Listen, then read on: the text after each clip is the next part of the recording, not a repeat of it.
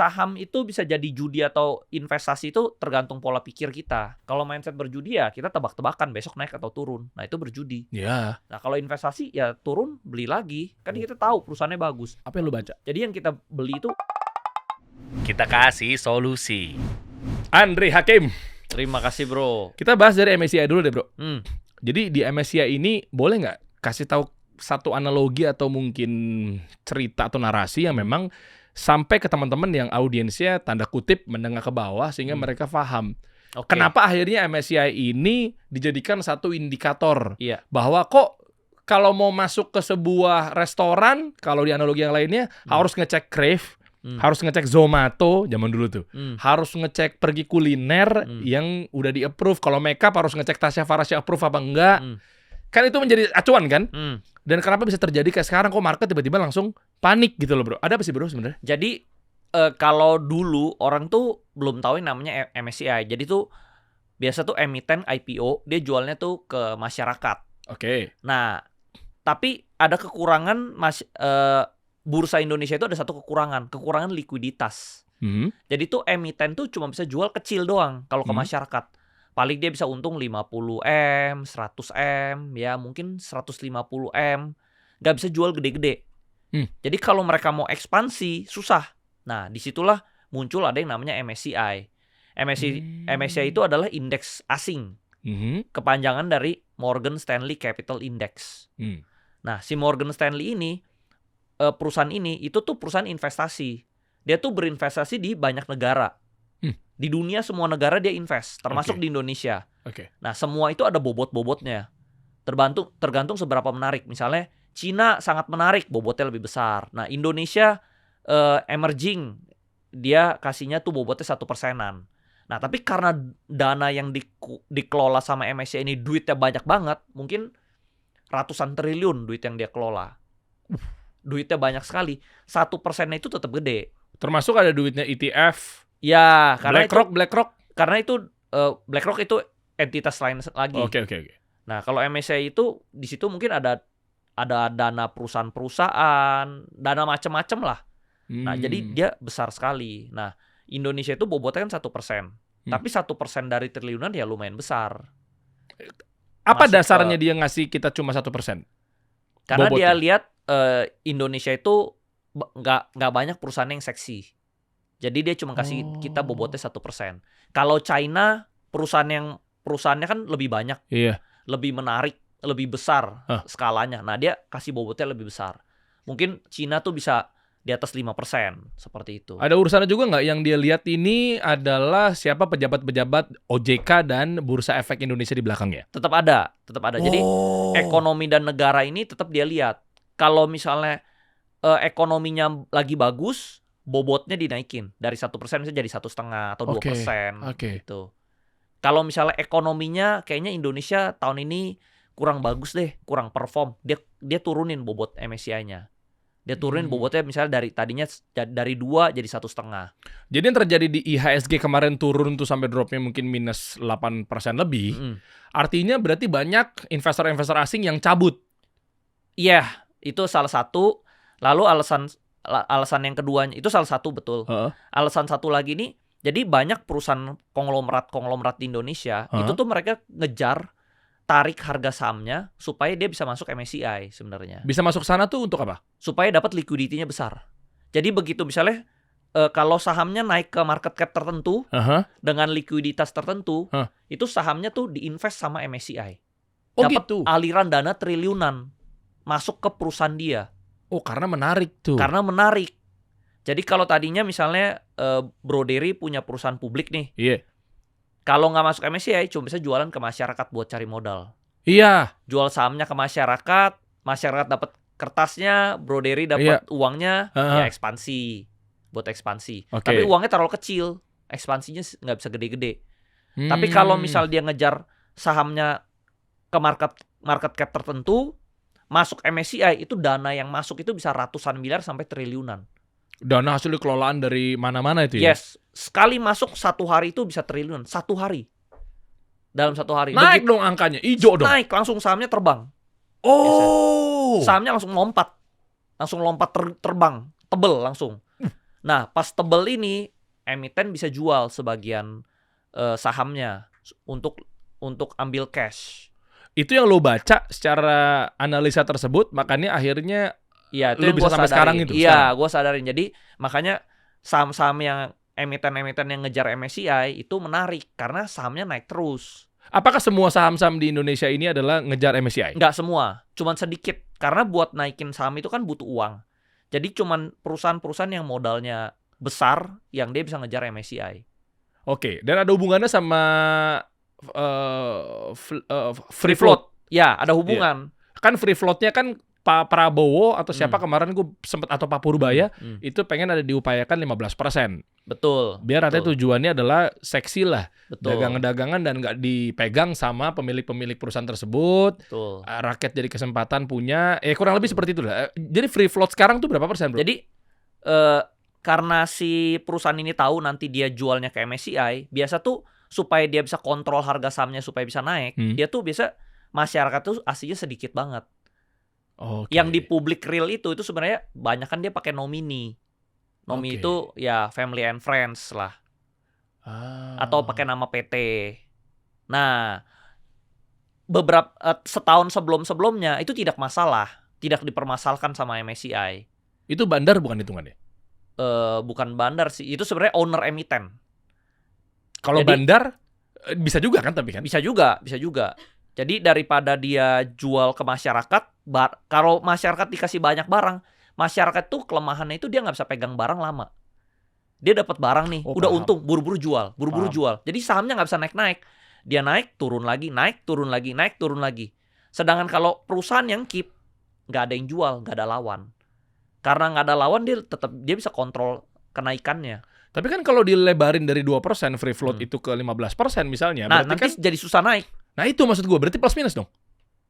Ya plus minus. Tuh, susah naik itu gara-gara uang yang masuk ke dalam perusahaan saham-saham tersebut ya, uang yang masuk, itu nanti kan dijadikan aksi korporasi kan? Pengembangan, ekspansi, jadi bangun pabrik baru gitu gak sih? Contoh misalnya, kalau ada saham, ada satu emiten yang masyarakatnya 3%. Realnya ya, realnya 3%, sama ada satu saham yang masyarakatnya 15%. Pasti yang 3% ini lebih gampang naik. Karena ibarat ini kayak kita jualan air minum nih. Karena stoknya sedikit, ini sekarang cuma ada satu botol nih gue jualan nih. Iya. Ini gampang banget. Di sini kita misalnya berempat nih. Iya. Rebutan nih kita. Oh iyalah, supply demand. Iya, supply demand. Nah, lu rebutan, dia rebutan, ini gampang naik. Karena rebutan cuma satu ini. Nah, bandingkan misalnya gue jualannya 15 botol. Santai-santai juga bisa. Ntar sore juga masih ada 15% itu, 15 free float itu ibarat 15% ya. Iya. Jadi 15 botol nih gue jual. Sedangkan di sini, di ruangan ini cuma ada 4 orang. Ya gue beliin ntar sore aja. Iya, nah kan masih jadi ada. susah naik bro. Oh. Supply-nya terlalu banyak.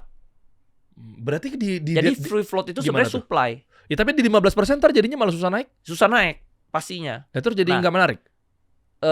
Jadi hit MSCI, harga apa? Market cap-nya jadi lebih susah. Saran lu? Saran gua ya mungkin MSCI udah sering dibohongin. Jadinya tuh dia rubah. Dia bikin lebih susah gitu. Sebentar. Dibohongin tuh gimana? Boleh agak sederhana nggak bahasanya? Dibohongin sama siapa? Dibohongin sama emiten. Dibohongin dia tulisnya di pembukuan tuh misalnya masyarakatnya 15%. Tapi realnya itu bukan 15, realnya itu cuma 3 atau 1 atau 2. Dikasih ke masyarakat. Sisanya dipegang sama family-nya dia, dia juga. Yes. Dia juga, barangnya dikekep nih, gue simpen barangnya. Jadinya nggak ada supply-nya. Jadi harganya kan gampang naik. Gue bisa kontrol harga. Contoh misalnya di sini ada 2 Clio nih. Dua Clio-nya gue kekep. Gue cuma keluarin 1 aja. Nah, lu orang perebutkan 1 ini kan. Karena perebutan ini kan harganya naik. Oke. Kalau definisi dibohongin berarti kan kecewa nih MSCI-nya. Kecewa. Sebenarnya kecewanya itu karena karena dibohongin sebenarnya. Gitu. Jadi 15%-nya itu nggak real. Pakai nama-nama masyarakat, nama nomini. Sementara MSCI itu kalau mau ikut gua, kata MSCI lu berarti 15%-nya harus real. Oh. Real masyarakat, real publik. Barulah gitu. bisa masuk MSCI-nya real beneran gitu loh. Harus terbuka. Nah, jadi yang kemarin efeknya IHSG turun itu dari misalnya penipuan-penipuan yang terjadi apa segala macamnya kayak MSCI, kenapa market tiba-tiba langsung reaktif? Nah, sebenarnya reaktifnya itu karena sebenarnya MSCI itu dari bulan Desember tuh dia udah minta ke bursa. Minta apa? Dirubah soal free float-nya, aturan-aturannya supaya memenuhi MSCI. Dari berapa ke berapa? Dari bursa. Dari ya sampai jadi 15%-an itulah minimal. Jadi 15%-an. Agar? Yang real. Supaya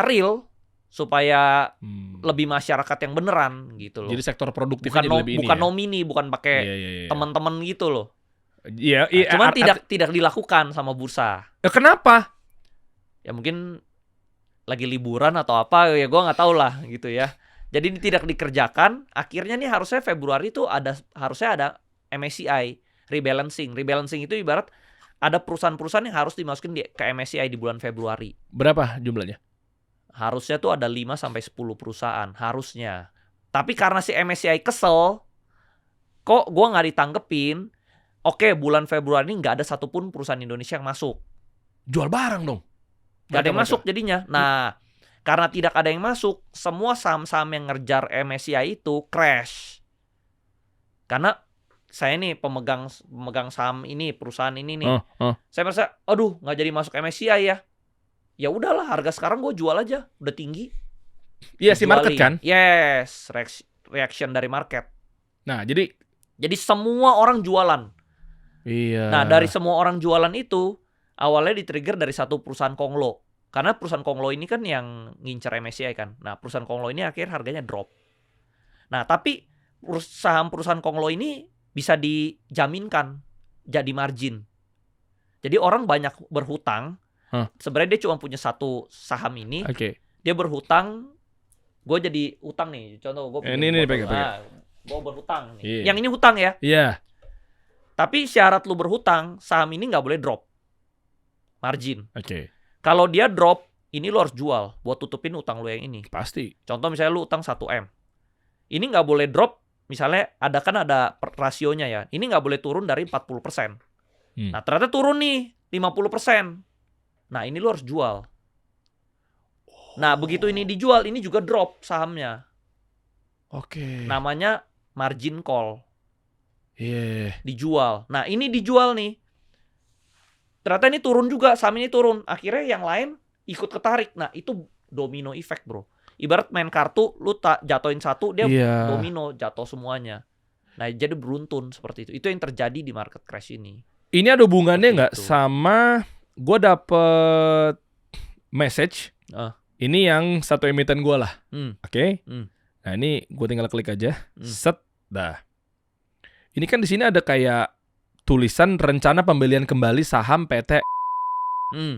Nah, maksudnya ini adalah yang beli siapa? Yang rencana pembelian kembali berarti perusahaannya sendiri? Perusahaannya sendiri. Karena perusahaannya, jadi perusahaannya si ini, itu dia kena domino efek dari jatuhnya ini.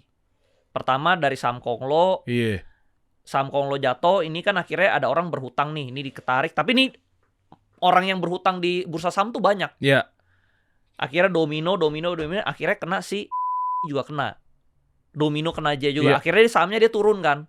Nah, tapi di saat saham-saham ini turun, pasti itu ada kesempatan. Orang jadi melihat ini sahamnya udah murah. Termasuk si ownernya. Oh, paham. Owner merasa, wah saham gue di harga segini murah banget. Jadi owner beli sahamnya dia sendiri? Beli dia sendiri. Buyback namanya. Iya, dia bilang di sini buyback. Iya. Beli kembali, gue ngelihat dari sini 200-an miliar. 200-an miliar, iya betul. Iya kan? Dia membeli kembali 200 miliar. Karena dia merasa murah. Iya kan? Ini gue bacain ya. Jadi tercatat di PT Bursa Efek Indonesia jumlah nilai seluruh pembelian kembali saham diperkirakan sebanyak-banyaknya 200 miliar rupiah. Betul. Nah, itu untuk dia beli 200 miliar. Iya. BCA kan juga turun tuh.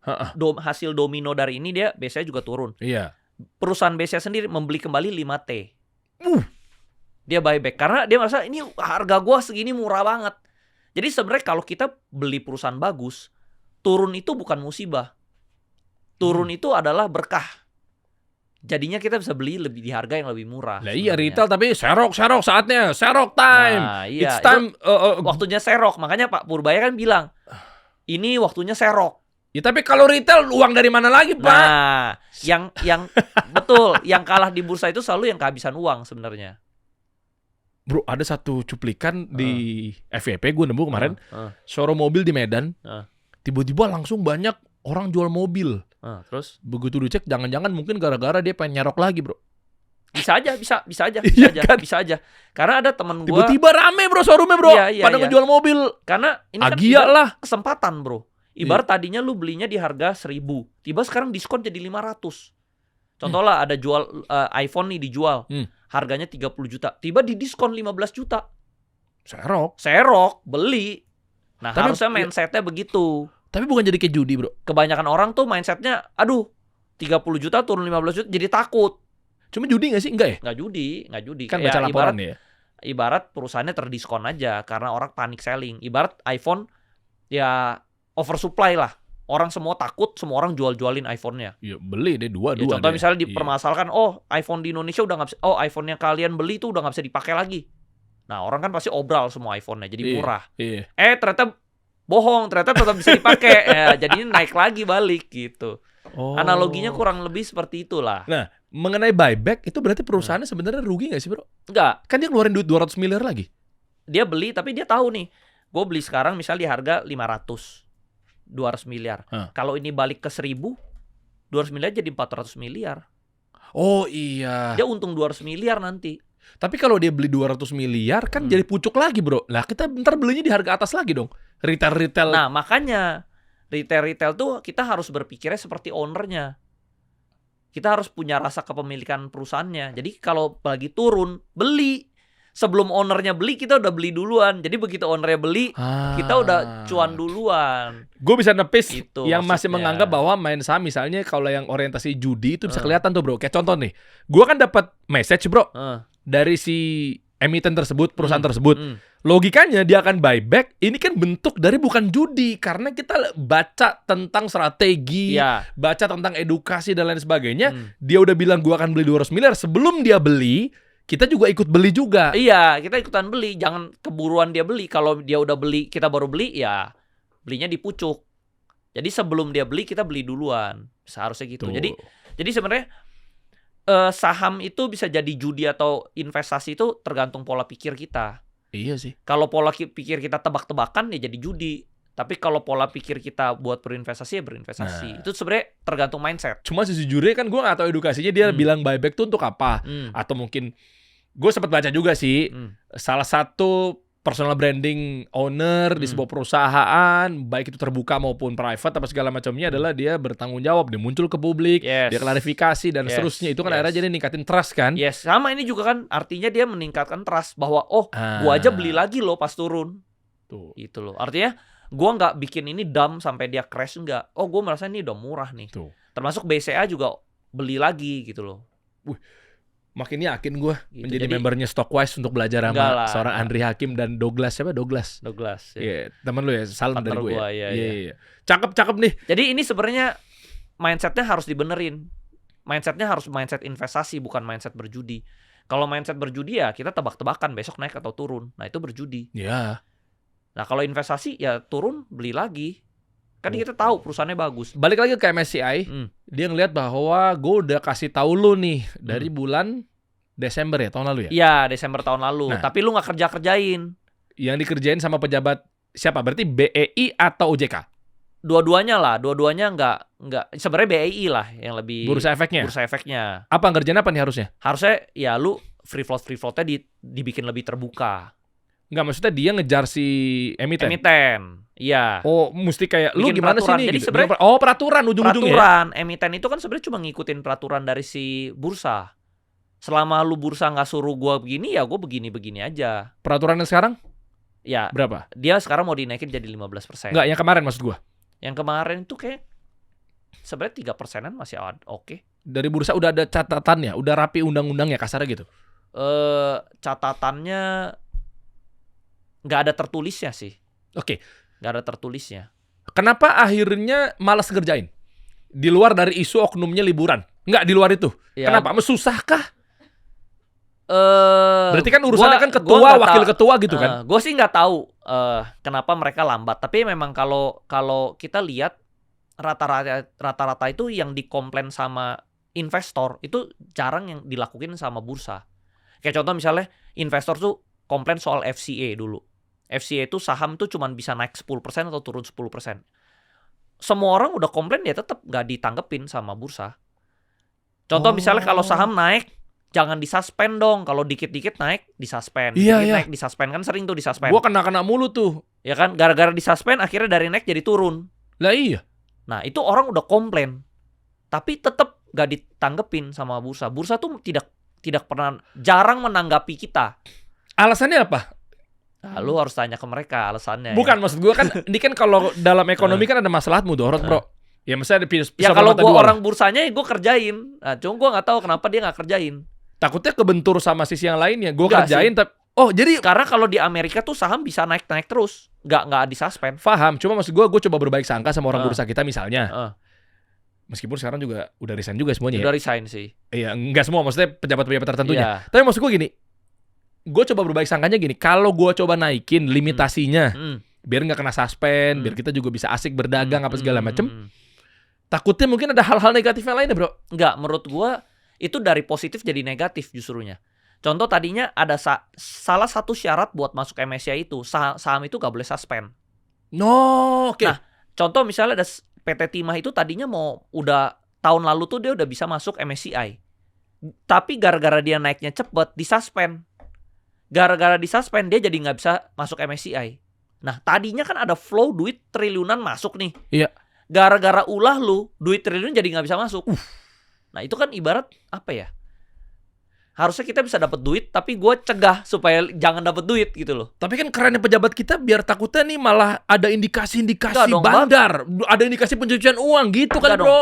Kan ekonomi Indonesia jadi bagus kalau duit asing masuk ke Indonesia. Bagus itu.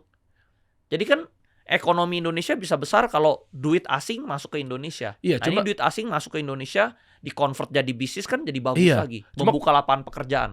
kalau gue tarik mundur, waktu itu peraturan dibuat kan berarti kan gara-gara ada sebuah indikasi-indikasi negatif. Misalnya kayak gorengan bandar, pom-pom, bisa jadi itu ya. Terlepas dari kayak, kan ekosistem sudah berubah, Pak. Bapak masih boomers aja nih, Pak. Kelakuannya misalnya, terlepas dari itunya. Nah, tapi kan dia harus lihat dong bidang-bidangnya. Ini kan PT Timah bagus. Oke. Jualan timah. Oke. Indonesia punya. Iya. Tapi lu cegah. Akhirnya Indonesia nggak jadi dapat duit. Nah, contohnya seperti Oke. itu. Terus juga dulu brand. Brand sebenarnya 2 tahun lalu udah bisa MSCI. Gara-gara kena suspend, jadi nggak bisa masuk. Jadinya masuknya baru tahun lalu. Nah, itu jadi kan memperlambat gitu loh. Orang-orang udah komplain, tapi ya tanggapannya lambat. Gitu loh. Dari bursa tuh tanggapannya lambat lah gitu loh. Terus sedangkan saham kalau turun terus, itu nggak disuspend. Kalau naik disuspend. Jadi nggak adil. Jadi di saham Indonesia itu rugi gampang, kalau untung dibatesin.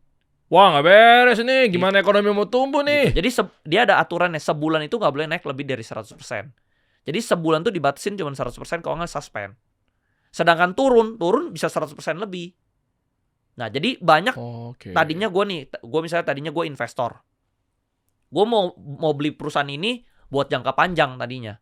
Tapi karena perusahaan ini naik, gue mau nggak mau gue harus jual dulu. Karena kalau gue nggak jual nih, dan naik nih, ini nanti suspend, dia jadi turun. Oh iya. Gue kan investor nggak mau rugi. Nah, Iya. banyak perusahaan saham-saham di Indonesia itu turunnya itu gara-gara intervensi dari bursa.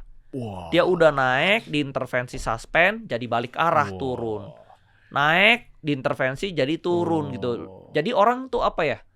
Kesel gitu loh. Iya. Gue dari tadinya untung jadi rugi. Iya. Gitu. Sebelum nanti bacaan seorang Andri Hakim dengan mereka akhirnya resign berjamaah, nanti bacaannya seperti apa tuh, Bro? Apakah market jadi kembali percaya? Tapi gue masih penasaran dikit lagi, Bro ya. Kira-kira, gue nggak mau giring opininya tentang kefitnah sih, Bro. Apa? Tapi sebenarnya tahun ini memang juga mereka harus ganti. Oh, karena? Orang bursa itu setiap 4-5 tahun tuh ganti. Oh, pas dong berarti ya? Iya, pas. Jadi dia mengundurkan diri tuh emang lu tahun ini emang lu harus keluar juga, resign juga. Bukan jadi karena makanya dia merasa Gue resign sekarang juga nanti gue berapa bulan lagi gitu? juga gue keluar sebenarnya. Bukan karena memang biar kelihatan gue Ya mungkin namanya bahasanya? Mungkin dikomplain juga, mungkin ada dikomplain, ditegur, terus juga dia kepikiran ya bentar lagi juga anyway gue juga keluar juga. Ya kenapa nggak dipercepat aja? Siapa yang berani komplain emang?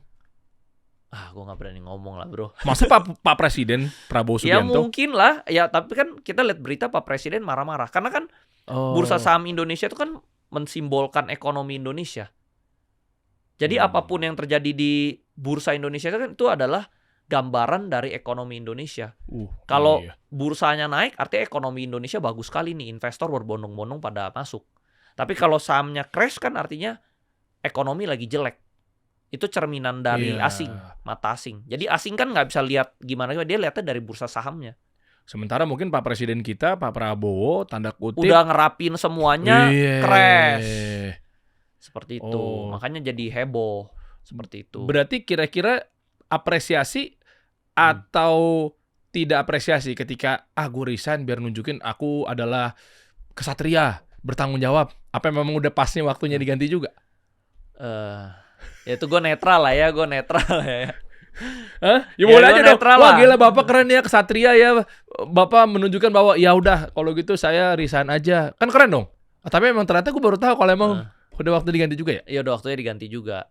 Ya anyway lah. Anyway jadi ya udah dia diganti, ada orang baru kan ya lebih bagus lah, refreshing gitu loh. Iya. Karena yang ini kan udah lama, dia udah kalau nggak salah udah berapa periode lah.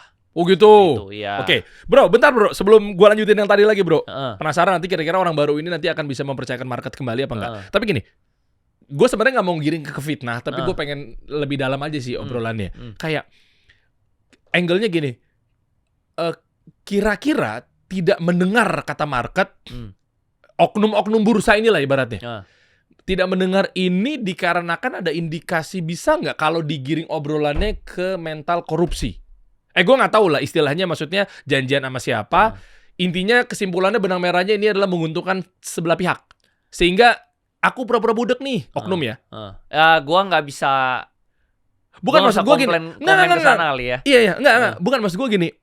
Kira-kira apa yang menyebabkan akhirnya nih bisa berpotensi untuk dikorupsikan? Gue masih bingung. Gue pengen tahu edukasinya aja. Kalau potensi korupsi kan janjian sama siapa? Gue nggak tahu karena kan bukan ranah gue ya. Enggak. Tapi tentunya ya di bursa saham itu kan bisa. Ya contohnya misalnya sebelum 2023 itu IPO itu sangat gampang. Bahkan perusahaan yang jelek aja itu bisa IPO. Nah cuman itu orangnya sih bawah-bawahannya sih udah ditangkap-tangkepin ya. Mafia-mafia IPO. Mafia-mafia IPO IPO perusahaan-perusahaan jelek dia IPO tapi dia minta duit berapa M. Itu udah ditangkap-tangkepin. Oke. Tapi kalau mau ngomong kan masa bawahan lu begitu lu kagak tahu. Ya gitu lah, gue cuma bisa ngomong sampai sana lah. Ya gini. Gue ngerti banget maksud lo apa, tapi maksud gue gini. Gue bilangnya makanya oknum. Gue cuma pengen tahu edukasinya bahwa kenapa lu pura-pura nggak denger.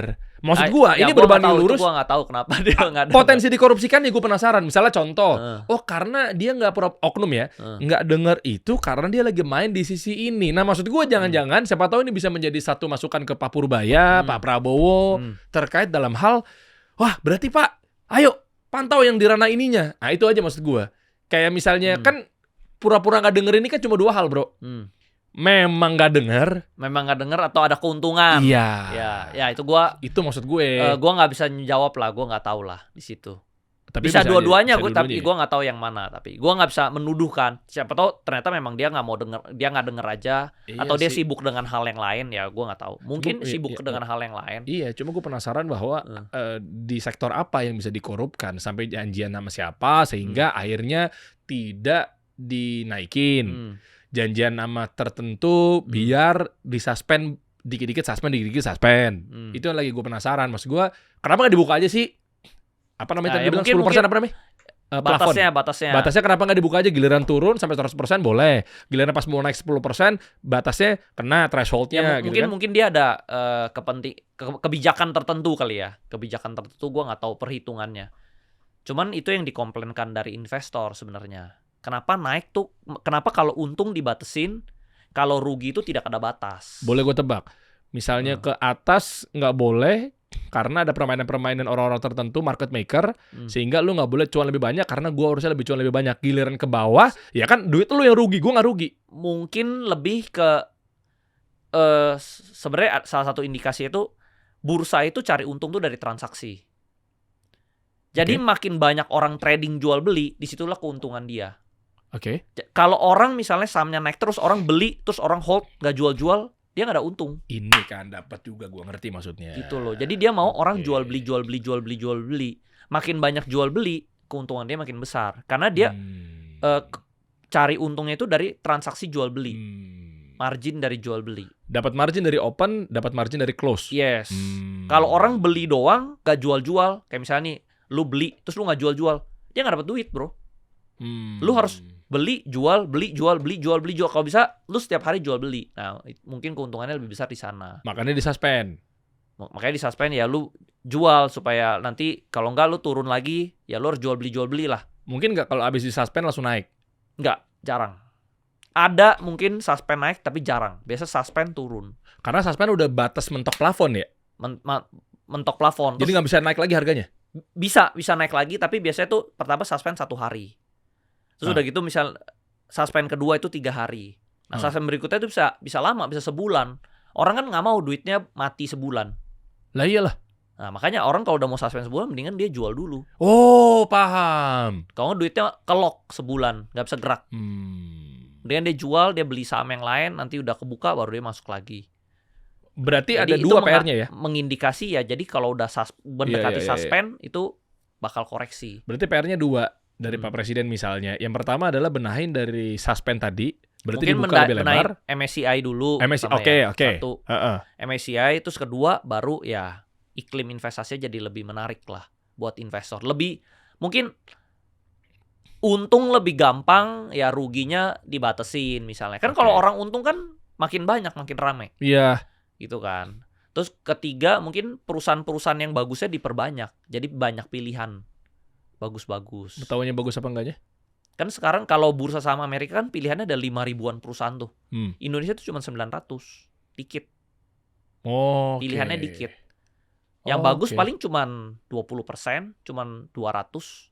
200 doang, yang lainnya kurang bagus. Jadi dikit pilihannya.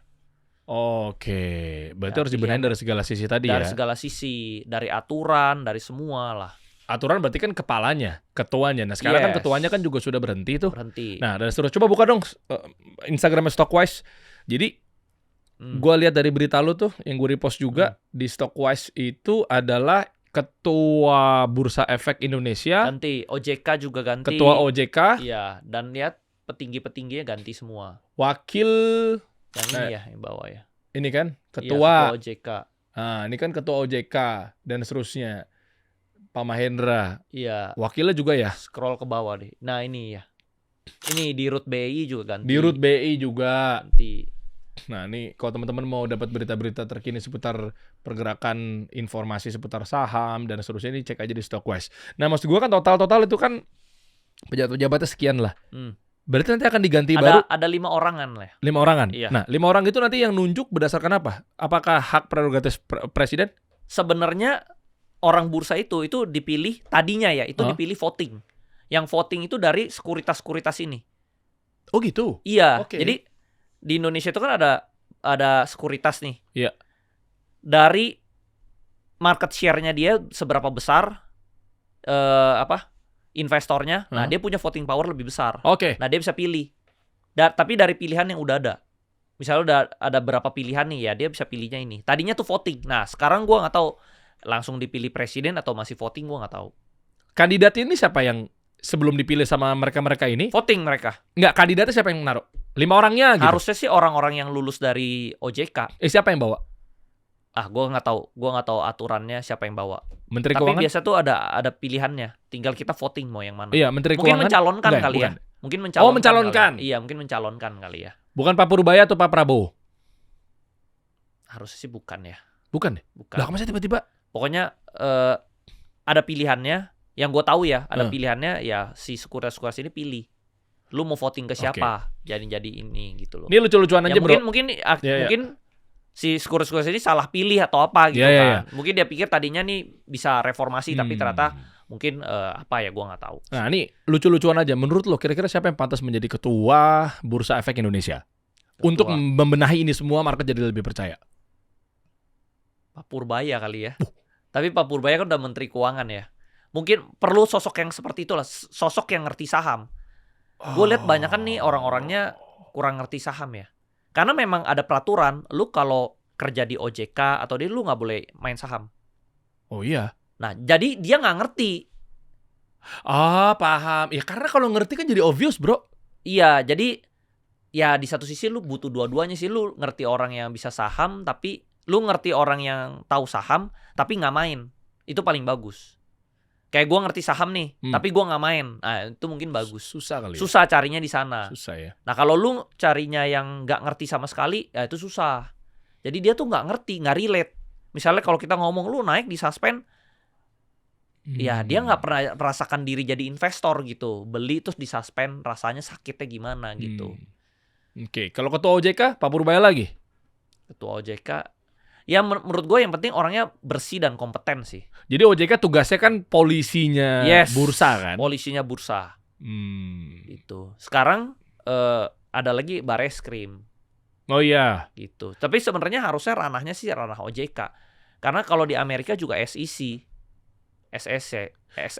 Tapi kan katanya peraturan baru akhirnya jadinya ke Bareskrim. Karena kan beliau jangan-jangan lebih kompeten kan di bidangnya. Kalau menurut gue yang kompeten pasti orang yang ngerti peraturan keuangan ya, OJK sih. Cuma kan aparat penegak hukumnya kan di sana, bro. Mungkin OJK harus cek dulu, udah salah baru dia lempar ke Bareskrim.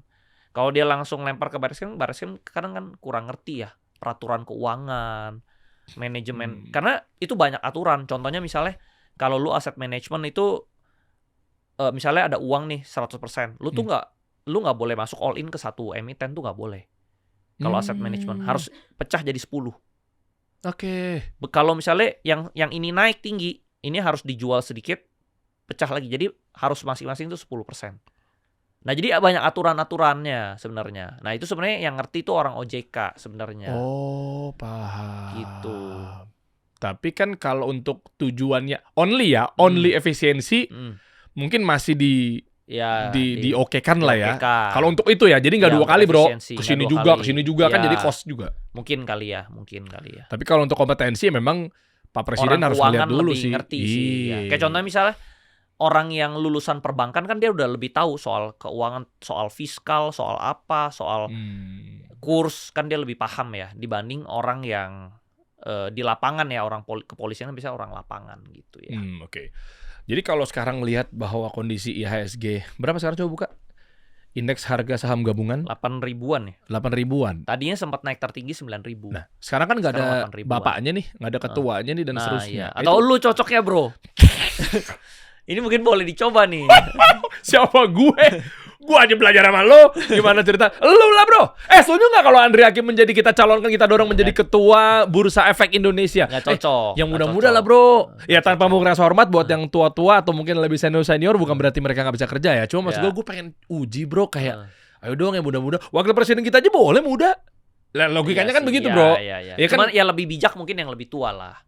Lebih berpengalaman. Paham. Atau wakilnya yang betul. Gue setuju mengenai pengalaman, keputusan, risk management itu kan memang yang bapak-bapak kita yang terhormat di generasi X atau boomers kan. Iya. Tapi maksud gue yang depan di garda terdepannya muda dong bro. Ini misalnya contoh kan Pak Purbaya kan takutnya capek nih. Ketua Bursa Efek Indonesianya Andri Hakim, wakilnya Pak Purbaya buat ngejaga-jagain gitu aja bro. Tapi lu nggak boleh main atau invest saham bro. Siap nggak lo? Nggak siap. Gue mendingan invest saham aja kalau gitu. Lebih banyak duitnya ya? Lebih banyak duitnya. Daripada jadi pejabat negara ya? Diomel-omelin nanti. Iya. Itu semuanya berarti nggak boleh ya? Wakilnya juga nggak boleh? Harusnya sih orang-orang OJK sama BI nggak boleh. Tapi mereka bisa bikin pakai nama istrinya, adeknya. Sami Mawon bro. Iya, jadi ya itulah yang terjadi. Peraturannya nggak boleh. Sama orang kerja di sekuritas juga nggak boleh. Oke. Buka akun saham. Nah ini indeks harga saham gabungan 8 ribuan. 300. Crash nih dari 9 ribuan kan. Yang kemarin kan market crash. Tapi Pak Purbaya, kita awal-awal tahun udah kena. Sebenarnya ya gue udah tahu awal tahun tuh selalu jelek. Padahal gue berjanji sama diri gue tahun lalu ya. Akhir tahun itu gue mendingan jual ya 80%. Udah gue pegang cash aja. Tapi gue udah tahu doang, tapi gak gue kerjain, bro. Karena takut inflasi. Tapi gue malah tetap masuk ke saham. Karena gue tahu setiap Januari sampai Mei itu selalu gejolak. Nah, kenapa nggak lo lakuin? Greedy pasti kan lo. Itu. Greedy. Harusnya gue udah untung, udah gue jual aja. Kalau gue jual, gue selamat dari ini. Tapi gue greedy, masuk lagi, ya udah kena crash. Lu pegang cash banyak kan juga kebentur sama dolar. Artinya dolar naik. Tapi kan kerugian dolar nggak segede kerugian kalau market crash. Kalau market crash ruginya 40% lu portfolio lu kan. Iya juga ya. Kalau lu berapa? Coba lihat tuh. Kalau Boleh gua ratusan miliar lah. Enggak, aset lu berapa sekarang? Sekarang ya? Ya cukup lah. Enggak. Lu kemarin gue liat lu ada di event apa tuh, lu buka-bukaan lu bro, 1 triliun berapa? Ya total adalah 1 TN itu adalah 1 triliun? Ada. Semua dari saham? Dari saham. Lu gak ada bisnis di luar dari lu nginvest pedal apa segala? Ada, gua ada edukasi kelas ada. Iya. Itu buat makan sehari-hari lah. Lah kan udah cuan banyak. Enggak, kan gua dari saham tuh gua gak pernah ambil, gua gak pernah withdraw. Gua gulung terus. Jadi bisa segede itu karena gua gulung terus. Ya lu ambil buat masuk ke emiten lain kan? Iya. Jadi ada perhitungannya begini bro. Lu 10 juta rupiah, kalau lu bisa doublein 10 kali, itu jadi 5M. 10 juta doang, lu doublein 10 kali, itu jadi 5M bro. Gimana ceritanya? 10 juta jadi 20, 20 jadi 40, 40 jadi 80, 80 jadi 160, 160 kan jadi 320-an ya, 320-an jadi 700-an, hampir 700-an. 700 jadi 1,5 nih. 1,5 udah jadi 3, jadi 5, bro. Oh, tapi kan ngomong gampang ya kelihatannya. Emang begitu, bro? Kenyataannya? Kalau gua tuh hal yang susah gua bikin simple, gua bikin gampang. Jadi gua doublein. Tapi doublinnya tergantung. Lu kalau jago, lu bisa dalam setahun lu double. Kalau lu kurang jago, ya lu doublenya mungkin 2 tahun, 3 tahun. Cuman kekayaan itu sebenarnya cuma sistem doublein uang doang. Ini bayangin, nih 10 juta, lu kalau doublein 10 kali kan jadi 5M kan. Oh iya. Bayangin kalau lu 100 juta. Kalau lu bisa doublein 100 juta 10 kali, itu jadi 50M. Iya. Kalau 1 miliar, lu bisa doublein, itu jadi 500 miliar. Jadi simple kan. Jadi gue sebenarnya cuma doublein 1 miliar itu 10 kali, jadi 500 juta. 500 juta gue doublein sekali, udah 1 T. Wow. 100 miliar. Nah itu jadi pikiran harus dibikin simple. Kalau kita mikir simple jadi gampang. Kayak contohnya tadi lu tanya kan, gimana caranya 100 juta jadi 1M? Iya. Nah kalau lu pikirnya sulit, wah ini 10 kali lipat, mustahil. Iya. Tapi kalau coba lu pikirnya simple nih. 1 ini sebenarnya cuma doublein jadi 200 juta. 100 juta jadi 200 juta. 200 juta lu bisa doublein sekali lagi jadi 400 juta. 400 lu doublein sekali lagi udah jadi 800. Cuman 3 kali doang. Sebenarnya cuma 3 step doang. Soalnya ada yang ngomong begini, lagian sih lo kena call-call, pom-pom, saham gorengan, influencer gadungan. Nah itu lo bisa jawab nggak? Jadi saham-saham yang dulu gue beli ya, orang juga katanya gorengan. Contohnya dulu gue beli saham Arto, dibilang gorengan. Beli saham BBHI dibilang gorengan. Beli saham Pantai Indah Kapuk, Pani dibilang gorengan. Semua orang tuh bisa bilang gorengan. Tapi menurut gue yang bener itu yang cuan. Wih, dong. Terakhir yang bener tuh cuan. Misalnya dia ngomong, lu beli itu salah. Yang bener itu belinya BCA. Tapi in the end, ujungnya nih, yang kaya siapa? Ini kalau ajaran orang tua gue ya. Iya. Yang kaya contoh misalnya dia jago teori nih, dia S3. S3 tapi dia misalnya dia cuman kere lah, nggak ada uang lah. S3 tapi nggak ada uang. Ada satu orang dia nggak sekolah tapi jadi triliuner. Pasti yang dipandang yang jadi triliuner karena ini satu praktisi, yang satu teori doang. Lu satu jago teori, satu jago praktek. Ya yang pasti yang dihormati yang kedua. Jadi menurut saya itu yang benar itu selalu yang akhirnya yang untung gitu loh. Susah dibantah nih emang pernyataannya kalau udah kayak gini nih. Iya kan? Ya gimana lu mau gorengan atau tidaknya, percuma juga kalau nggak ada profit. Simpelnya kan gitu. Jadi yang untung selalu yang benar. Gitu loh. Yang teorinya benar belum tentu benar. Dia teorinya benar, tapi tidak bisa dipraktekkan. Ya akhirnya dia nggak kaya. Lu cuma mau teori doang. Lu cuma jago teori gitu loh. Ini kayak bapak gue pernah cerita, papa saya kan nggak sekolah ya. Oke. Dia tuh karena dia nggak sekolah, dia cuma lulusan SD, sekolah dagang kan. Oke. Sekolah dagang. Nah, dia pernah nih di satu meja isinya profesor semua, insinyur-insinyur, praktisi ekonom segala macam gitu ya. Terus dia pernah cerita ke saya, itu semua praktisi ekonomi, gue marah-marahin juga. Oke. Kenapa? Karena di meja, saat lu udah di meja, yang punya uang pasti marahin yang gak punya uang. Gak mungkin dia yang S3 marahin gua, mana berani dia. Oke. Gitu. Pasti yang punya uang marahin. Jadi menurut gua juga setuju. Semua orang bisa bilang, oh Andri ini sesat, Andri ini gorengan, apa segala. Terserah dia mau ngomong apa. Tapi kan gua selalu yang untung. Dia yang di posisi yang gak untung-untung. Wah, keren. Gila. Gitu karena sih. praktisi, bisa jadi dia akademisi. Tapi akademisi belum tentu dia praktisi. Yes. Maksudnya itu. Iya kan, karena dia udah praktekin ilmunya, ya tetap aja berarti dia kan berakademik kan. Yes. Jadi di real life, yang benar belum tentu benar. Yang untung selalu benar. Wah, gila. Belajar yang bener-bener aja teman-teman semua ya. Gue ngeliat pergerakan Stockwise juga kemarin di tempat lo punya kelas ya. Begitu lo turun atau ya crash ya 100 miliar lo langsung kopdar ya. Secara online ya. Itu apa sih bro yang lagi dibahas bro? Kemarin-kemarin itu menenangkan, ya udah pasti. Sih, menenangkan. Dan kan, isu apa kan ya gitu ya? Mereka panik ya. Paling ya saya menenangkan pasti. Ya contohnya sama seperti kita berdagang lah, berbisnis lah. Gak mungkin setiap hari bisnis kita rame. Pasti ada kena masalahnya. Ya kan kayak contohnya bisnis lu pasti ada kena masalahnya nih. Pastilah. Ya kan? Nah ini sama nih, lu di bursa saham juga sama. Pasti nggak dalam setahun tuh lu mulus terus. Pasti ada crash-nya.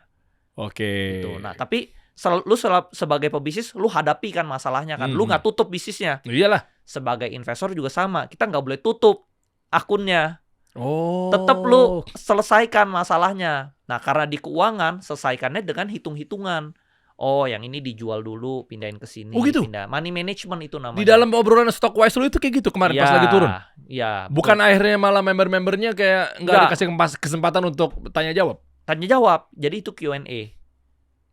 Jadi tanya jawab. Terus misalnya dia tanya, nih gue beli saham ini, tapi saham ini turun. Ya selama perusahaannya bagus, bener, ya pasti dia balik. Harusnya begitu, jangan diblok tuh member-member ya. Kecuali dia beli perusahaannya gorengan. Kalau gorengan turun, ya nggak ada batas turunnya. Oh, gitu. Lu bisa jawab bahwa lu lagian sih yang ini gitu, belinya gitu. Nggak, kalau saya jawabnya kan di emiten itu kan ada 900. Saya nggak bisa jawab semuanya. Saya cuma bisa jawab yang saya masuk, yang gua ngerti. Iyalah. Yang gua ngerti gua jawab. Kalau yang gua nggak ngerti kan contoh misalnya bisnis juga banyak nih bidangnya. Iya. Gue gak ngerti semua bidang, gue cuma ngerti bidang ini. Ya kalau lu tanya gue soal bidang ini, gue bisa nasehatin. Kalau bidang yang ini gue gak ngerti. Nah di saham kan juga sama, banyak tuh bidangnya. Ada kelautan lah, ada batu bara lah. Nah gue cuma bisa jawab yang bidang-bidang yang gue paham. Oke, nih terakhir bro. Di ujung obrolan ini bahwa gue gak tahu lu bisa nyaranin apa enggak, meskipun udah disclaimer. Tapi kira-kira buat teman-teman yang baru mau masuk sekarang, bukan baru mau masuk, pas banget mereka baru, tapi dengan kondisi market lagi crash. Kan ada yang ngomong katanya gue ijo nih. Dua pertanyaan, apakah memang market crash ini semua emiten kena, atau memang yang kedua ini adalah ternyata ada juga yang nggak kena? Ada juga yang nggak kena. Ada sekitar kalau nggak salah 30-40 perusahaan tuh tetap hijau. Kenapa? Dari 900 rata-rata sih 90% merah. Tapi ada juga misalnya saham emas. Kan harga emas naik misalnya, dia tetap tidak terdampak. Ada juga. Apa Antam misalnya? Ya Antam. Contoh misalnya, atau kok emitennya kodenya emas juga sama, dia nggak turun-turun signifikan. ANTM sama emas gitu ya? Emas ya. Itu contoh doang. Jadi nggak semuanya terdampak sih. Yang sangat terdampak itu yang ngejar MSCI. Itu yang utama. Yang ngejar MSCI itu terdampak nih domino ke yang sebelah-sebelahnya. Tapi nggak semuanya rubuh. Ada sebagian yang tetap berdiri. Oke. Berarti yang tetap berdiri itu adalah si tanda kutip mentor ini, berarti lo ridho nggak kalau dibilang dia jago? Belum tentu. Belum tentu ya. Mungkin dia kebetulan dia lagi masuk di emiten tersebut aja. Dia jadi nggak. Contoh misalnya semua rumah kebakaran, dia kebetulan nggak kena aja gitu. Kebetulan aja. Iya juga ya. Nanti kalau ditanya, tuh kan rumah gue gak kebakar karena gue jago milih lokasi. Enggak juga ya. Kebetulan aja gitu. Mungkin nggak ketiup angin gitu. Anginnya tiupnya ke sebelah sini. Iya, gitu. Iya, Jadi dia nggak kena gitu. Iya juga sih ya. Gitu, susah kalau udah kayak gini mah udah susah bro ya. Susah. Karena kalau ini kan gue bilangnya itu bukan kitanya yang bodoh. Kita udah pilihnya emitennya bener. Tapi memang ekonominya yang ya satu Indonesia yang crash. Musibah gue bilangnya. Betul. Musibah. Pak Purbaya bisa bawa ke 10.000 emang ya? Along the way pasti bisa ke 10.000. Pasti bisa. Oh ya? Kalau misalnya MSCI-nya udah approve, ini pasti bullish lagi. Pasti ini langsung untung lagi, gila-gilaan. Nah, sekarang nih lagi diberesin nih. Kalau ternyata ada berita, wah udah deal sama MSCI, wah itu udah pasti bullish lagi, untung gila-gilaan lagi pasti. Oh. Justru makanya lagi jelek itu beli. Oke. Begitu bagus udah untung. Ya cuman tetap ada resiko lah. Di mana-mana ada resiko kan. Kayak kita mulai bisnis juga ada resiko. Iya. Ya di saham juga ada resiko. Dan lo kemarin berarti minus 200 miliar. Bener. Kalau dari hitungan aset 1 triliun. 250 itu. 250. Berarti aset lo tinggal kalau dari 1T ya, bulat ya? Enggak bulat 1T sih, ada lebih-lebih dikit lah. Oh, gue pikir turun sekarang ya. Bahkan ya, ya mungkin sekarang jadi 1T kurang dikit kali. Oh, berarti lo 1,3T bro. Enggak lah ya, lah, something kan lah. Tadi kan lo bilang 1T ya, kurang. Ada lah, 1T ada lah. 1,2. Ya ada lah 1T-an lah. 1T-an. Kapan ya gue udah punya segitu ya? Dari 500 juta bro? Dari 1M lah. 1M jadi 500 juta di ini. Karena kan itu yang gue cerita di podcast tuh, double-nya gila kan. Dari 500 juta itu gue masuk 1 emiten kan langsung jadi 15-an M. Iya. Tapi gue mau tahu cara lo dong. Dari 1 triliunan ini. Tapi itu nggak cepet ya, nggak cepet kaya ya. Jangan pikirnya itu cepet kaya. Itu dari 500 jadi 15 M itu 2,5 tahun. Ya cepet lah bro.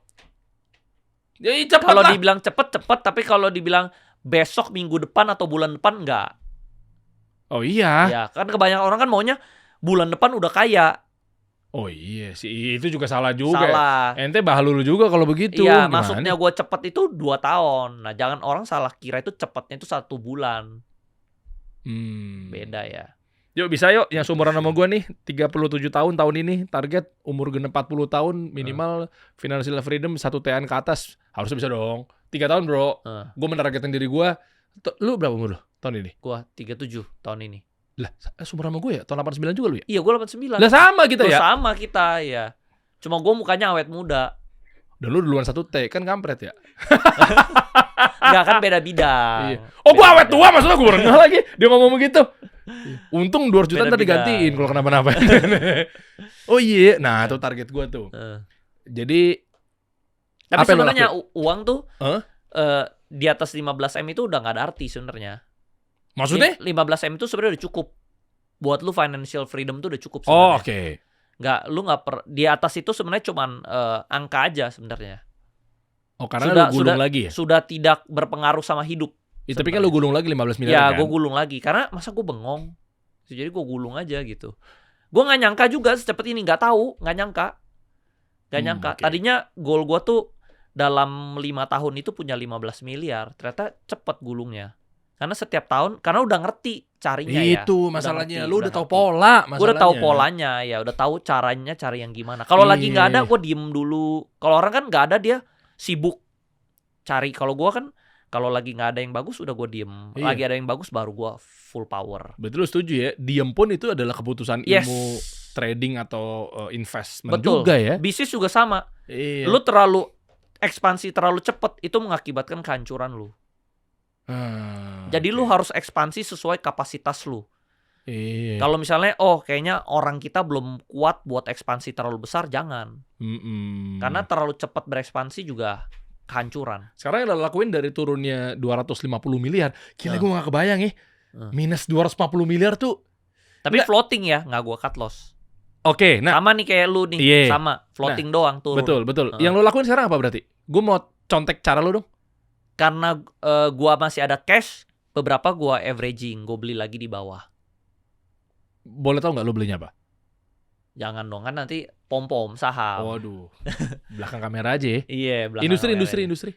Industrinya ya pertambangan ada, perbankan ada, campur-campur lah. Sekarang gue emitennya banyak. Kenapa kesana jadi pertambangan? Bacaan lo apa? Bagus bagi dividennya. Campur-campur lah. Bagi dividen tuh yang tahunan atau yang lu trading gitu? Tahunan. Kalau saham bagi dividen gue ngakut-akutik dia mau naik turun. Kayak contohnya kan gue ada saham Bank Mandiri nih. Dia naik turun pun kemarin kan kebanting tuh 8%. Gue diemin aja. Bro, bedanya lo nantinya akan ada ikut dividen per tanggal berapa sih? Kalau bank itu per tanggal 4 April, awal April. Setiap awal April? Setiap awal April. Setahun sekali kan? Iya. Nah, bedanya sekali. lo jual... Kadang dua kali, kadang sekali. Nah itu, bedanya lo jual atau trading ya, atau swing trading, nggak cepet-cepet banget, bukan scalping gitu, sama lo ikut dividen tuh bedanya apa sih, bro? Kalau trading tuh untungnya lebih besar tentunya dibandingkan dividen. Dividen itu paling kecil. Lah kenapa lo ikut dividen? Aman. Gak pusing. Naik turun gak pusing. Yang penting setiap tahun gue dapat 10%. Contoh misalnya lu masukinnya gede, 100 miliar. Oke. Terus 10% kan 10 M. Gak usah kerja. Nah iya ya. Iya. Nah sekarang makanya kalau misalnya ada orang nanya, bro lu mau invest gak di perusahaan gue? Misalnya untungnya 3%, 5%. Gue gak mau. Ya gue ada resiko kalau perusahaan lu bangkrut. Mendingan gue masukin ke Mandiri. Untungnya 10%. Pasti. Udah enak begitu. Udah pasti. Ya? Gak bakal bangkrut. Gak mungkin dong Bank Mandiri bangkrut. Oh iya. Iya. Punya negara juga. Nah kecuali ada teman gue, dia udah jago ekspertis banget di bidangnya, dia bisa kasih return misalnya lebih gede 30%, marginnya ya mungkin oke. Tapi kalau marginnya kecil-kecil, misalnya di bawah 15%, mendingan gue di saham. Gak ada resiko. Kan sebenarnya dunia ini kan soal kita gimana manage resiko ya. Berarti kalau untuk resiko sekarang IHSG kayak begini dan kondisi pada resign ketua-ketuanya, baik itu di Bursa Efek sama di OJK, ini berarti nanti ke depannya ini gimana, bro? Ini ke depannya bisa bagus bisa jelek. Lah, kalau penggantinya kayak Pak Purbaya, misal kayak dulu Ibu Sri Mulyani diganti Purbaya kan saham langsung bullish tuh. Iya. Nah ini sama nih, kalau penggantinya bagus, ini saham bisa bullish. Tapi kalau penggantinya ternyata lebih jelek, bisa bearish, bisa turun. Nah ini tergantung nih personal branding tongkat estafetnya ke siapa nih. Kalau kasih tongkat estafetnya larinya lebih kenceng, ya lebih kenceng. Tapi contohnya kita kasih tongkat estafet, ternyata dia nggak bisa lari lagi. Ya berarti kan Pak Prabowo ya perannya ya? Ya nantinya. perannya mungkin di dia lah. Pasti dia yang pilih kan. Tapi nggak mungkin bakal diturunin dong logikanya. Harusnya kan di luar dari jabatan politis ya, bro? Ya tergantung nih kan, kadang tergantung sentimen. Yang dipilih siapa, iya. Yang dipilih siapa, tergantung orangnya gitu loh. Sama lah kita balapan mobil, kan yang menang atau kalah kan mobilnya semua sama. Yang bikin menang atau kalah kan yang balapnya siapa nih, supirnya. Iya. Lu udah baca nggak siapa kira-kira? Hah? Lu udah baca? Belum tahu sih. Belum tahu? Belum tahu, belum ada gambaran. Kapan diumumin? Karena dia baru resign kan kemarin Jumat. Iya, maksudnya untuk digantinya? Harusnya secepatnya sih, karena sekarang kosong nih. Lah iya kan? Iya kosong, bro. Berarti ibarat flat dong saham. Pesawat nih nggak ada pilotnya nih. Ya elah. Terbang sendiri nih sekarang kita. Tapi harusnya cepet dong. Harus cepet. Lah kalau worst case, kalau tiba-tiba langsung jomplang ke bawah gara-gara sentimen. Jangan harus cepet ganti pilot. Kalau nggak ada pilotnya kan jomplang. Cepat atau nggak cepetnya kan tergantung sentimen market juga kan. Iya. Enggak, misalkan siapapun yang jadi kan ujung-ujungnya kan bisa turun juga meskipun cepat. Misalnya, oke besok sejam lagi. Ya jangan penggantinya. Nah kan. Misalnya kita carinya pilot. Penggantinya misalnya masinis ya kan, salah server gitu kan. Salah, iya. Gitu, bro. Iya, begitu pun sebaliknya. Ya, begitu pun sebaliknya. Nah, kalau gua kenapa portfolionya cepet, gede bertumbuhnya, satu lagi mungkin yang orang-orang jadi nggak bingung ya. Gua tuh sering pakai margin. Margin itu hutang. Jadinya cepet pertumbuh. Kalau gua bener, itu dobelinnya lebih cepat lagi. Utang sama siapa? Sekuritas.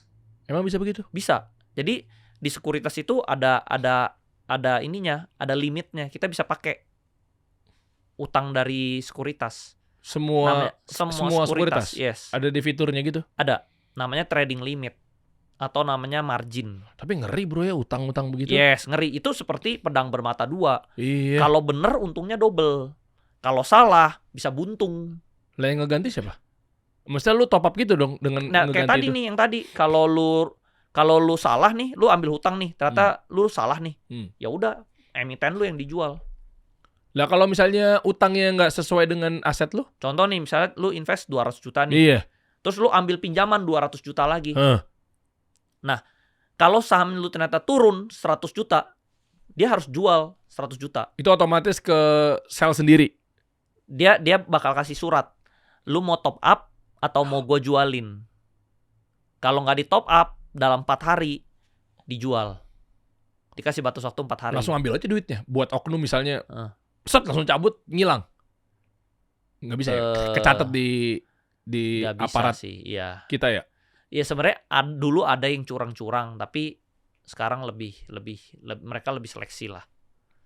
Tapi bisa. Nah, gue bisa cepet kan ya karena dulu pakai itu gitu. Nah, misalnya 500 gue ambil 500 lagi jadi 1 Oh, M. mentoknya cuma boleh 500 ya? Mentoknya sama aset yang ada di sini. Biasanya double dari uang kita. Yang pas lagi floating begini? Kalau itu berarti misalnya sekarang hitungnya 150 nih, totalnya 150. Bisa pinjam 150. Bukan dari yang total invested. Enggak. Oh. Bukan dari yang awal, dari yang sudah dinilai sekarang.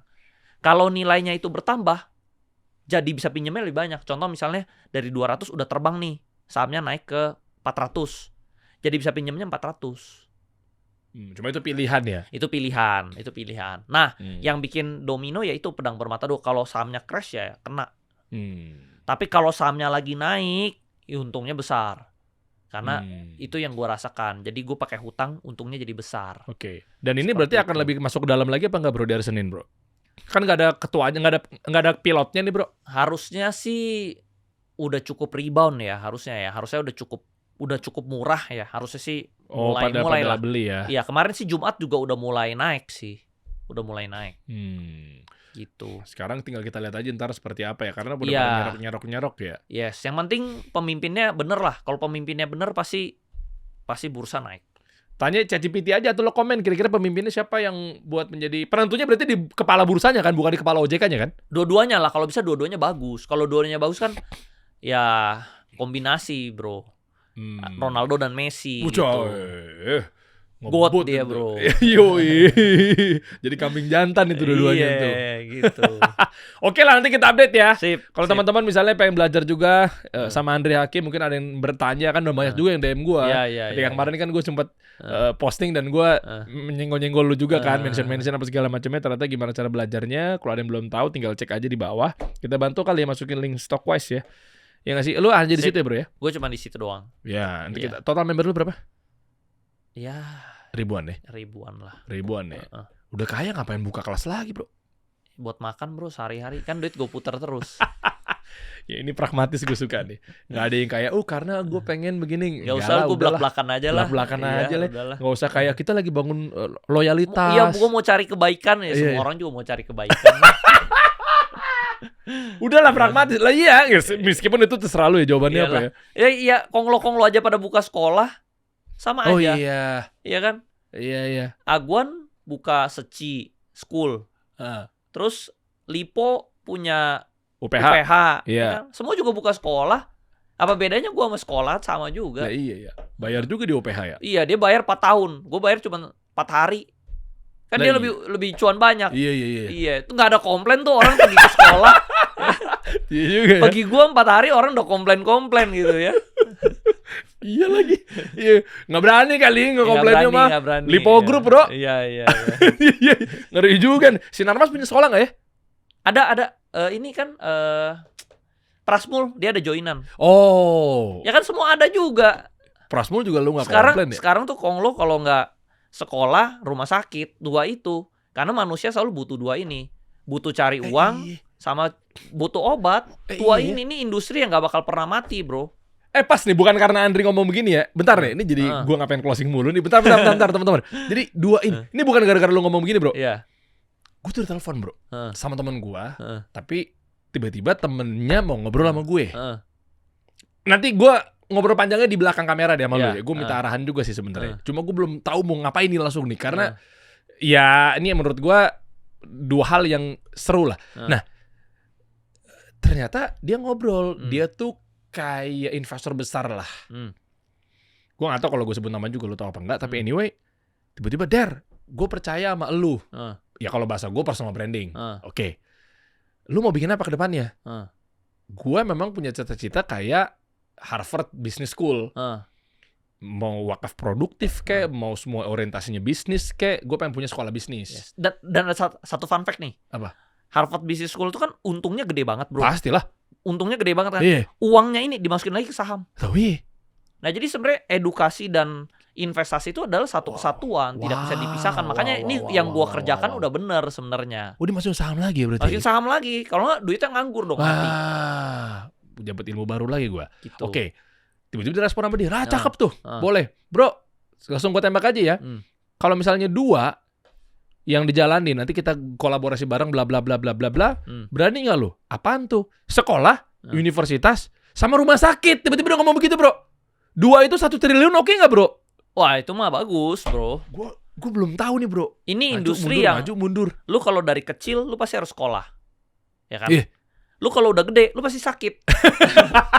Jadi lu dari lahir sampai mati, lu butuh 2 ini. Berarti bisa 500 miliar di sekolah, 500 miliar di rumah sakit. Ya bisa-bisa aja. Sekarang yang penting ada lahannya ya. Sekarang yang susah di Indonesia cari lahannya sih. Sebenarnya itu sih. Itu tantangan terbesar ya, cari lokasinya ya. Tiba-tiba dia nyebut rumah sakit. Rumah sakit lu berani nggak, Der? Tiba-tiba gitu lah anyway. Rumah sakit mah bagus, Bro. Bagus. Ya, ada kan di sini pengusaha yang bisa mati, kan? Ada di sini, ya betul. Ada di sini pengusaha yang bisa bantu gua untuk jalanin 500 miliar sekolah atau 500 miliar rumah sakit. Menarik tuh, Bro. Menarik ya. Nah, karena gua rumah sakit nggak ada ilmunya. Iya. Ntar lah gua ngobrol-ngobrol sama orang-orang. Rumah sakit itu, Bro, sebenarnya. Ini fun fact lagi nih. Iya. Gue kayak banyak fun fact ya. Nggak apa-apa, Bro. Nggak apa-apa. Iya. Biar gue juga belajar karena dia udah menyebut 1 angka yaitu 1 triliun. Oke. Si orang ini. Tapi gue juga harus profiling. Jadi juga. rumah sakit itu sebenarnya lu cuma bikin rumah sakit dan fasilitas-fasilitasnya, ruangan-ruangannya, mesin-mesinnya. Sisanya dokter-dokter ini lu kerjasama sama universitas yang baru lulus, lu kerja sini, lu bagi hasil, Bro. Iya. Bagi hasil. Jadi contohnya misalnya dia yang kerjain dapat 30-40%. Lu yang punya rumah sakit dapatnya 60%. Jadi lu nggak perlu punya rumah sakit tuh nggak perlu lu ngerti obat-obatan. Iya, gue pikir begitu, Bro. Enggak. Jadi Contoh udah ada operatornya ya? Enggak, Charul Tanjung deh misalnya punya rumah sakit. Kan dia juga nggak ngerti obat-obatan. Ya juga ya. Iya, kayak orang-orang Lipo kan punya rumah sakit Siloam. Iya. Mana ngerti dia bedah jantung. Dia cuma bisnis, dia bikin bangunannya, kamar-kamarnya, ranjang-ranjangnya. Dokternya dari universitas misalnya kalau dokter gigi dari Trisakti. Lu lulusan Trisakti, lu butuh kerjaan kan? Lu lulus kan? Lu yuk kerja di tempat gua. Oh iya. Itu bagi hasil. Itu tadi gue langsung text time. Buset, gue harus pelajarin dulu Gak usah, suruh mereka gitu. Baru nanti begitu ada profitability, bagi hasil. Hasilnya, grossnya atau profitnya gue lempar ke Andri Hakim. Untuk ngegulungin. Lo bisa dong? Ya bisa. Itu kan kalau duit nganggur selalu harus diinvestasikan supaya gak turun. Iya. Itu menjaga nilai. Misalnya lu dapat dari sekolah atau dari rumah sakit lu dapat duit banyak nih. Lu taruhin aja di Mandiri. Kan setiap tahun dapat 10% lagi. Duitnya tidak hilang, nambah lagi 10%. Itu urusan lu lah begitu-begitu. Iya. Biarkan porto gua tuh dan image gua jadi bagus di mata investor. Iya, kayak gitulah. Itu yang gua lakukan sebenarnya. Oh, makanya lu bisa nggak IPO-in orang juga ya? Ya bisa sih, bisa. Bisa lu? Bisa bantu lah. Bisa lah. Ya cuman gak susah-susah amat sebenarnya. Minimal mesti 50 miliar ya per tahun ya? 50 M doang. 50. Kalau belum tembus ke sana? Gue sebenarnya ada obrolan kan sih. Aset. Bisa aset ya? atau omset. Salah satu. Atau soalnya persyaratan tuh memiliki aset 50M atau omset 50M. Kan atau. Oh, aset gedung juga termasuk? Gedung termasuk. Rumah sakit juga bisa? Bisa. Banyak kan rumah sakit IPO. Banyak. Oh iya. Ada rumah sakit pun juga ada bidang-bidangnya. Ada rumah sakit gigi doang, ada rumah sakit bidan doang, melahirkan doang, ada rumah sakit jantung doang, ada rumah sakit umum. Nah, banyak tuh. Mau yang mana tuh? Banyak rumah sakit anak kek. Boleh. Banyak kita ngopi-ngopi ntar abis ini. Siap. Teman-teman gue banyak kayak begitu, Bro. Nanti lah gue ceritain. Nggak mungkin di sini juga ya. Iya, siap. Ada soal punya ustadz ternama, dia punya restoran Timur Tengah, dia punya rumah sakit juga. Nah, kalau restoran itu bisnis yang gak bagus. Kenapa? Saingannya banyak. Tapi kan Timur Tengah. Maksudnya dalam hal ini konteksnya spesifik. Kalau misalnya pendidikan dan rumah sakit selalu dibutuhkan, nggak pernah mati. Selama mau 50 tahun, 100 tahun lagi pasti ada. Tapi kalau restoran, tidak ada restoran yang berdiri lebih dari 100 tahun. Oh, ilmu nih. Berarti kalau memang orientasi dia pengen IPO atau mungkin mau ekspansi, berarti dia gedein IPO rumah sakitnya. Iya. Abis itu nanti dari dana rumah sakitnya itu untuk suntik dia punya ekspansi, urusannya lu sendiri lah. Iya, baru. Dia suntik ke restoran ya? Urusan lu sendiri nantinya. Restoran nggak bisa gede lah. Nggak bisa gede-gede banget. Industrinya nggak bisa raksasa. Tapi memang iya sih, omsetnya dia cuma bisa. 2 miliar per bulan. Nggak bisa kan? Nggak bisa gede 2 miliar per bulan. Nah, kan makanya dibanyakin cabangnya. Capek, orangnya banyak. Rasanya banyak. Lu kerjanya banyak, hasilnya kecil. Jadi ada pepatah kalau gue ngomong gini nih. Kita paling bagus itu bisnis yang kita pakai uang kecil mendapatkan uang besar. Iya. Jangan kita pakai uang besar buat cari uang kecil. Oke. Gitu. Restoran itu menurut gue modalnya cukup gede ya. Bisa sekarang kalau mau renovasi udah 500 sampai 1 M. Tapi buat nyarinya mungkin cuman puluhan juta. Ya menurut gue kalau menurut gue pribadi ya kurang seksi. Jadi saran lu Di adalah mata investor kurang seksi. industri apa? Saran lu kategorinya apa kalau mau bisnis? Yang gede tadi ya industrinya rumah sakit, ya pendidikan, pertambangan, industri-industri gede lah. Yang jasa berarti ya? Boleh jasa, ya lebih baik jasa sih. Karena kan pasti low cost tuh, low effort. Low cost ya, Ya kan? untungnya juga gede gitu loh. Orangnya dikit. Sisanya kan bagi hasil. Kalau misalnya nggak ada tamu ya, nggak ada orang yang sakit datang, kan nggak bayar apa-apa. Betul. Kan bagi hasil doang lu sama dia. Iya ya. Sedangkan restoran kalau nggak ada yang datang, basi lu, Oh iya, makanannya bener. rusak. Customer akuisisi cost juga pasti tinggi. Iya, kalau ini kan cuman kamar-kamar ya paling operasional listrik kali ya. Listrik kan ya. AC. Ya tapi kan kalau misalnya sepi ya lantai atasnya lu matiin aja lampu-lampunya kan. Gue pernah ke rumah Lobby sakit aja, begitu tuh. ya Ya kan, juga lagi. ya kan? Iya bener, atasnya gelap. Dulu soalnya kan gua pernah kerja di bagian hotel gitu kan. Dia bilang, "Pokoknya yang kelihatan orang lu bikin bagus. Yang nggak kelihatan tamu lu biarin, lu gelapin, nggak usah dikutak-kutik."